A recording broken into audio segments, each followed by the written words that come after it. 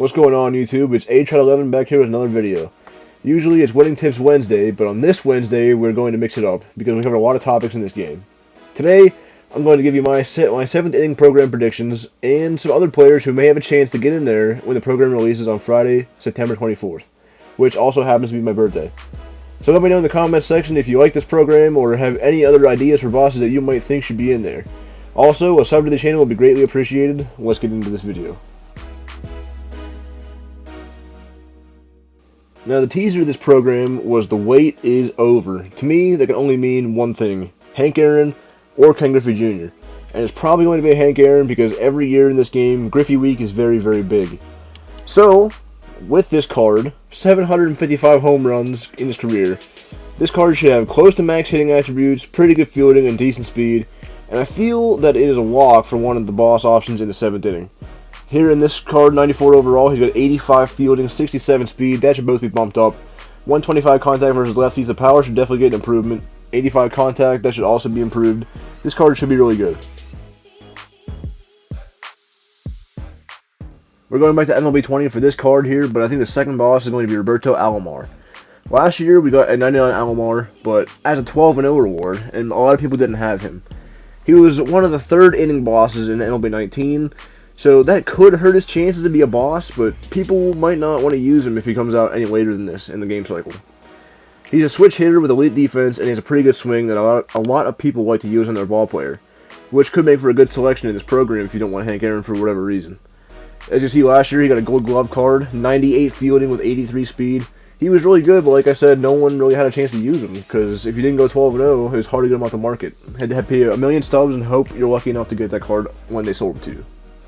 Second base is also kind of weird this year. People will need a leadoff hitter and a good second baseman. They can look at this card as a switch hitting bat. Good contact, he'll get on base, and then he'll have a good enough speed to maybe steal you some bases if you need to. This last one was kind of interesting for me, Babe Ruth. It's up in the air also. He was never used as any boss in any previous versions of the show. He came out in 18, but they didn't have these kind of programs. He was an immortal. So it would kind of be interesting and fitting to have 2 of the greatest home run hitters of all time in the same program. Maybe give both of them a 700 home run club milestone card. That would be really cool. There's only 3 people in that club to begin with. And at the very minimum, he would be one of the best bench bats in the game if you didn't want to put him out in the field. Because last year he had 75 fielding, 60 speed. People can put him at first base, but some people don't want to put him in the outfield. So if you don't want to do that, he can be on the bench, and he plays well in every game that he's been in. But if they go this route, I really hope his vision is above 86, because that could be a problem on Hall of Fame the Legend. It helps the timing windows. Babe Ruth is one of the best hitters of all time, so I really hope they just crank it up a little bit more. Now let's get into some players that I think can have an outside chance, and some players that people want, but I don't necessarily see them as getting into the program this time. So the first one is Ken Griffey Jr. I've been seeing people say they want him as a boss, and believe me, I do too. But SDS has been doing Griffey Week every year since at least 2019, and I don't see them stepping away from that.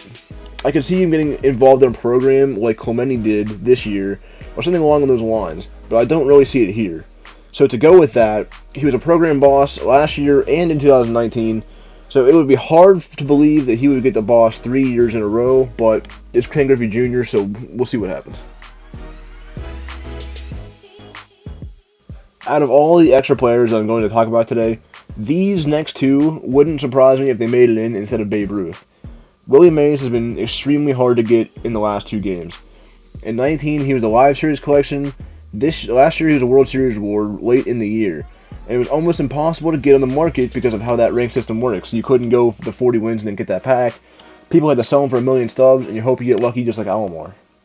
So, he's always had one of the greatest attributes you can have, a good swing, but my biggest concern is he would take the spotlight away from Hank Aaron in this program. He's a new legend, people want him really bad, and if they had to choose between the 2, they might go with Willie Mays because of the speed and fielding. Because he has equal hitting attributes to Mays, it would just be a hard pick.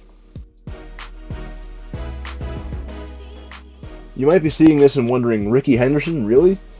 Well, this card would be seriously intriguing with the addition of milestone cards this year. Typically, as you can see here, Rickey doesn't have the greatest power numbers, but that might be able to be juiced a little bit if they give him the all-time stolen base leader card. He was a World Series award last year, so I can see him being a program boss at some point, but will it be here? Only time will tell.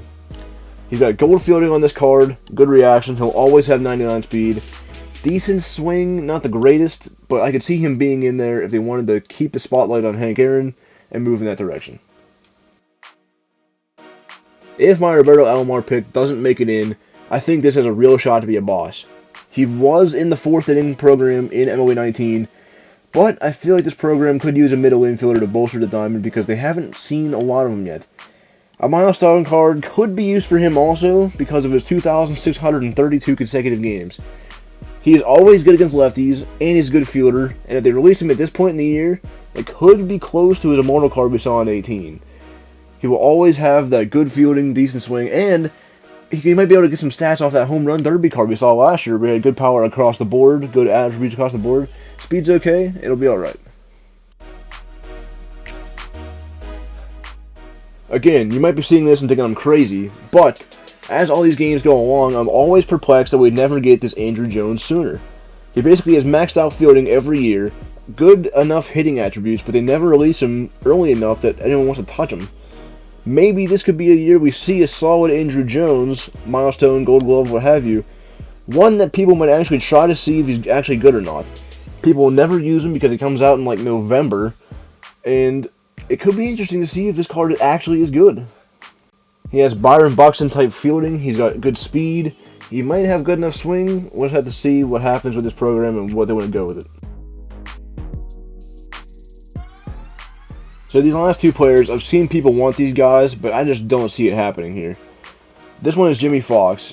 He's always one of the best catchers in the game when you put him in as a secondary. He was a boss last year. I could see him being in a program in like Extreme later in the season. But since he was a boss last year and we kind of already have a 92, I just don't see him being in this program. As much as I want him, I just don't see it happening, but maybe they'll surprise us this year and give it to him in the program. My final one is a big one here, Mike Trout. People are wanting him in this program as well, but coming back to what I mentioned earlier about Griffey, it could take the spotlight away from Hank Aaron. Trout is always incredible in these games. I'm still using his live series card, even though people were kind of ripping me on that. But to me, it wouldn't be worth using one of these boss selections on a modified version of a live series card that's already so good. This is last year's prestige version of Trout. 93 speed, 97 fielding. There's nothing wrong with this card. It's just I think if you put him in here, people might be taking him over Hank Aaron, and that might not be what SDS wants. So there you have it, guys, my boss predictions for the 7th inning on Friday. Do you think they'll make it? Do you think other cards I mentioned will make it in there? Do you think Aaron, Alamar, and Ruth would be a W or an L? Let me know in those comments. Hit the like button on your way out, and I will see you guys in the next one. Have a great rest of your day. Peace out.